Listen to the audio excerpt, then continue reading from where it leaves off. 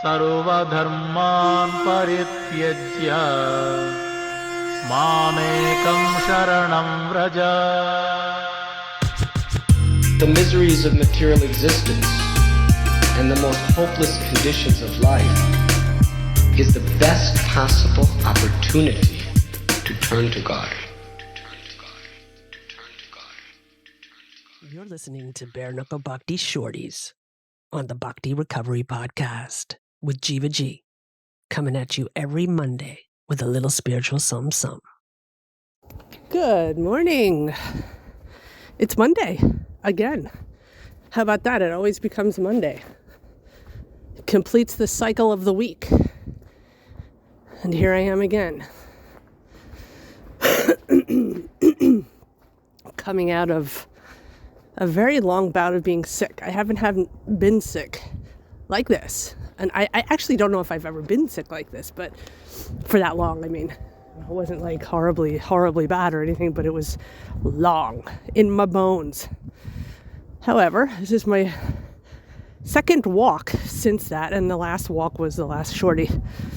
Otherwise, I've been just trying to do the best I can. Anyway, good morning, guys. I have been inspired this morning. I actually didn't know what I was going to be talking about. And then, to protect anonymity, I got a message from a friend, a dear friend. And it inspired me to talk about finding the balance for myself and in a Krishna conscious lens and in a program lens. What is tolerance and what is teaching people how to treat me? So, and I had just gotten off the message thing with my friend and shared that, yeah, for me, I mean, she was sort of speaking on something that was not okay with her. And it's a situation where, you know, she's, I'm sure, voiced that it's not okay with her. And it's just the voice is not being heard. And how many times have we here, all of us, anyone who's listening, have expressed some sort of discomfort to our surroundings, whether that is our family, our partners. And it didn't feel like it was respected or heard or done anything about. How do we deal with that? And I think, you know, I'm not talking to you from a teacher's point of view. I'm talking to you from a point of view of somebody who still struggles. I'm still struggling with that topic. You know, what does it mean to have true tolerance / equipoised? How does that look? And let's face it, we're in the material world, living in the material world, with a bunch of people who aren't in a program or aren't in Krishna consciousness. And they're not even self-conscious, you know, or they're not even conscious of their surroundings. They just do what makes them feel comfortable. A lot of people. How do we deal with that? How do we teach people how to treat us? You know, that's a huge question. And I think every single person, there's no formula except for a process. But I can't tell, you know, my friend or anyone else, let alone myself, exactly in any situation. Here's what you should be tolerating. Here's what you shouldn't be tolerating. That's a process to unfold for everybody. I can only talk about my process and how that unfolds in my life. I have learned that people treat me how I teach them to treat me. And yes, often it's through my intolerance or my excruciating people-pleasing where I let them do what hurts me. There should be a middle ground, shouldn't there? there should be not only an action, but deep within, there should be a middle ground of a very clear, quiet, equipoised boundary that's fair for everybody. And while in the program you learn how to speak it, you learn how to act it, you learn how to do it, I think the Krishna consciousness comes in there to deeply understand what that means and to deeply do it with compassion. And they say in the program, right? Say what you mean what you say, don't say it mean. Just to get to that is a journey in itself for some of us. For myself, it was that way. For me, it was either shut up or explosion. That's it. Either I just shut up, sucked it up, or exploded on you. And that was in the past. I don't do that anymore. And that's not true. I've done it a couple of times. In my program in the last 20, I would say in the last 15 years, that kind of explosion has happened 3 or 4 times. And the thing is, and this is the thing is when I exploded, yes, it felt good because I finally was able to say what I meant and meant what I said. I just didn't say it in the right way or doing the right things. So what do we do with those feelings? Even if we're equipoised, it doesn't mean we're equipoised on the inside. Even if we act correctly, and that's what I was told, that's what I was taught, and that's what I learned, and that's what I incorporated in my life, was act as if. And at one point, your feelings will follow. And while that is true, there's still a whole other journey within that.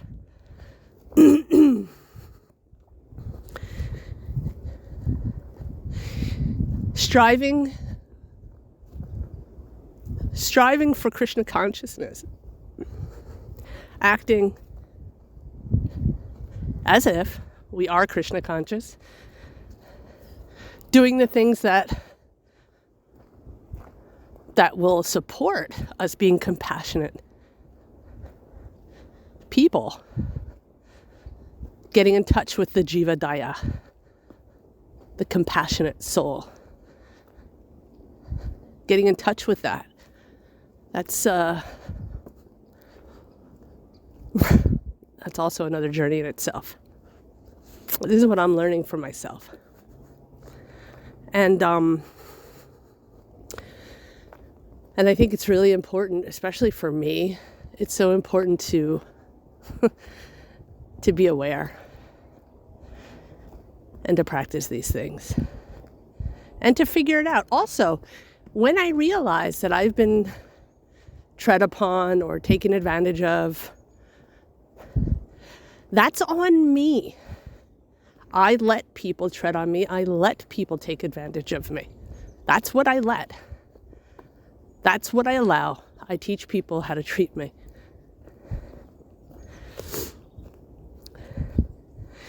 And I've been told by so many people that I have to concentrate on my own sadhana, my own spiritual practices, my chanting, my reading, my hearing, my association. And all those things are correct. And there's 2 sides of me. There's the absolute, there's more than 2 sides, but the 2 sides of me that are very prominent in my spiritual practices is the rebellious one and the absolute, the one who's willing more than anything to surrender. And that battle, that's within myself. Constant battle within myself. It's really disturbing at times, battling oneself. When I battle with myself, it's disturbing because there's one side of me that is crawling and begging for mercy. But the other side of me is standing up and I can hear the swords coming out of the sheaths. That's because I'm not equipoised. I'm not equipoised. Yet. And maybe never in this life. But the promise of being in Krishna consciousness, the promises that Krishna gives us, the promises that the program delivers, and the Krishna conscious will deliver, is up to me for them to come true. I do the footwork, Krishna has the mercy. That's it. I do the footwork, Krishna has the mercy. And Krishna will wait. It's not him making me rebel. It's not him making me surrender. It's none of that. It's me. It's my karmic reactions. It's me battling my demons. Walking through life battling my demons. And not only battling my demons, I'm so stupid I battle other people's demons. I'm not stupid, but you know what I mean. I fall into that trap. These are the things that I'm learning. Slowly.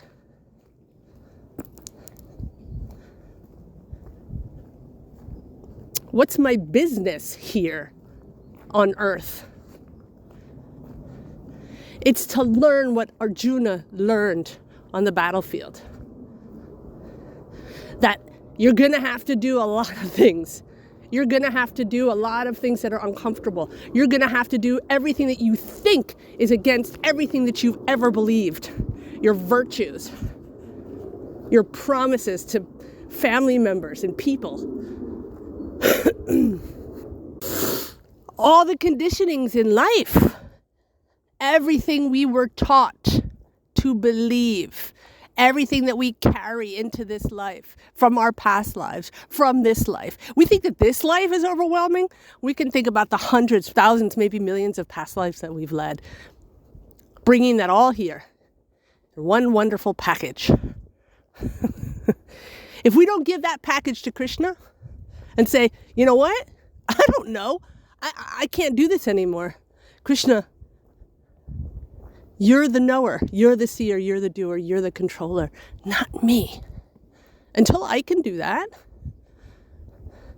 I'm going to be down here like a fish out of water, flopping around on the street, thinking that I'm the boss. What a joke. What a joke. I don't want to live like that. And how many lives is it going to take? How much more experience do I need? I've got all the knowledge at my fingertips. I've got all of it.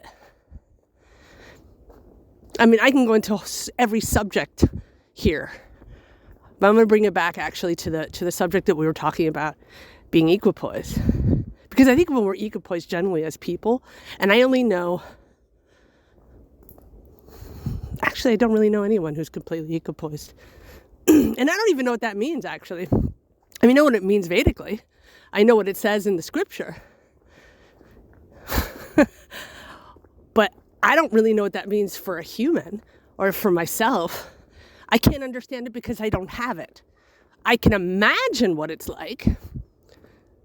But, and I could see people who maybe have those qualities on the outside. I don't know what people do behind closed doors. I'd like to believe that there are people on this earth who are completely equipoised. Anyway.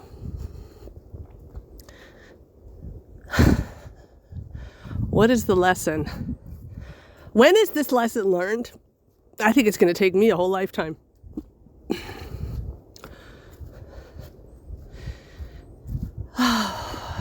You know, I really thought when I came into Krishna consciousness, I got the key. I have the 12-step program. People in Krishna consciousness, they're in the la-la land. They don't really know. I wasn't really like that, but there was a part of me that was like that. They talk about this. They sing about that. But do they really know what it's like to surrender? None of these people have been through what I've been through or what an addict or an alcoholic has been through. But I didn't understand what I understand today, which is also only just a little. I didn't understand that surrender You don't need an alcohol. You don't, look, I still think that alcoholics and addicts and people of that sort, us Juggai and Mud-Eyes, I still believe we were blessed with having something that extreme in order to understand what a surrender can feel like. But that is just such a surface. That is surface. It's surface because it's a material thing. That's why we're here. Most of us grapple with material energies. All of us grapple with the material energies. With Maya here, we're all grappling. It's like one big wrestling match. Man, there's another analogy in there too, but I'm not going to go into it.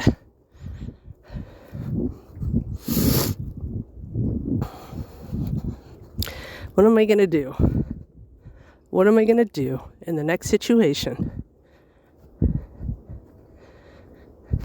where somebody is treating me in a way that A, I cannot tolerate, and B, I don't want it to happen again? So what do I do? Depending on what it is. I mean, that's a question we can ask ourselves. And I think that that's a direct reflection of our spiritual maintenance. It's a direct reflection of how we are on a spiritual and a program level. How are we working in our program? How are we going deep into this question of tolerance? Tolerating the bodies, the mind. How are we tolerating those things here, mentally, emotionally? How are we working through them? Tolerating is one thing. Tolerating is the strong man, right? The strong man who's tolerating some sort of beating. I mean, that's how I think of it. I'm sure that's not proper, but that's how I think of it. Enduring, tolerating. I think true tolerance is being unaffected and equipoised. That's true tolerance for me. That's what I'm aiming for. Right now think I'm the strong man, getting beaten and taking it. That's not tolerating. That's being a doormat, letting people beat me. You know, I like to give people, and myself often, a tip or, a tool to go into a situation with. And it's just such a deep question. And there's so many factors that come with that question, so many layers. It's not like, we just have to be equipoised. Well, if it was just that easy, we'd be equipoised, wouldn't we? But we're not. We're not. I want to be equipoised. So, the very first step is acting equipoised. All that stuff that goes on inside, that's the stuff you got to sort of sift through. It's like those gold diggers, sifting through all of that stuff.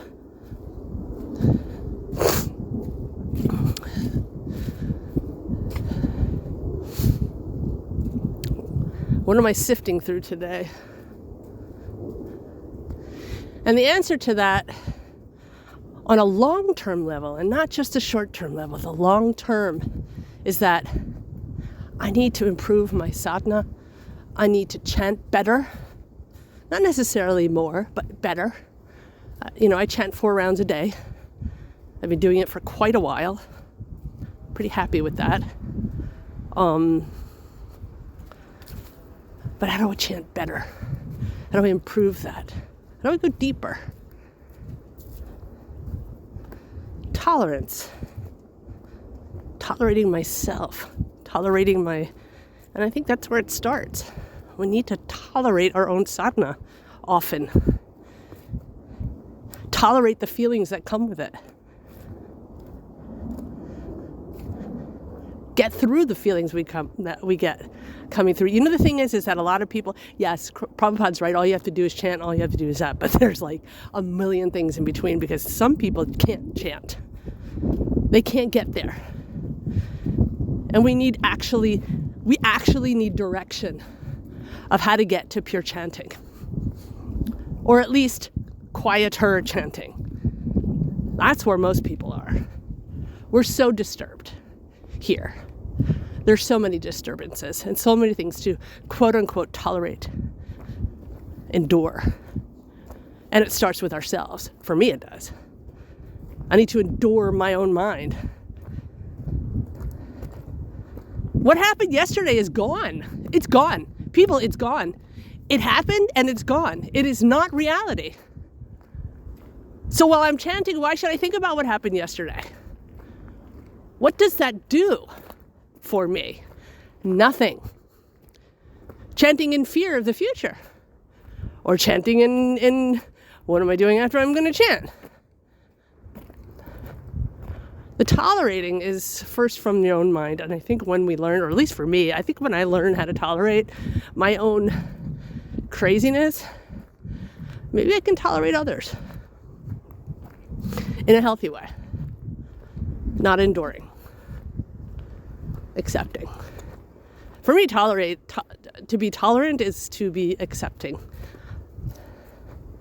Even if that acceptance is, okay, I accept you're acting like a fool and it's affecting me, please stop right now. That's also a really good way to see it for me. Anyway, I feel like now I'm done. There's like this level when I have, it's like I start to get into a conversation, I start to talk, and then it's like, okay, I said what I needed. I hope you guys got something out of it. I feel like I got to sort of go over in my head these questions that come up all the time with me. And yeah, maybe this week we could just kind of ask ourselves, what does tolerance mean for us? What does equipoise mean? And what do we have to do to get it? What does that mean for you? What does it mean? I'll think about that. On a deeper level, how can we improve our tolerance? How can we improve our own sadhana?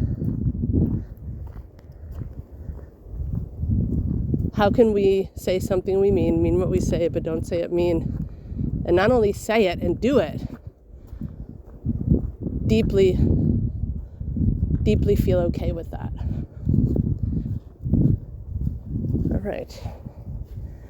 All right, guys. I am going to continue my walk and I'm going to chant. Haribol, Hare Krishna. Have a great week. Thanks for listening. I hope you liked the Monday Shorties. Don't forget to check out our full-length episodes on Thursdays. If you like what you heard, spread the word. Peace out. सर्वधर्मान् परित्यज्य मामेकं शरणं Vraj. The miseries of material existence and the most hopeless conditions of life is the best possible opportunity to turn to God.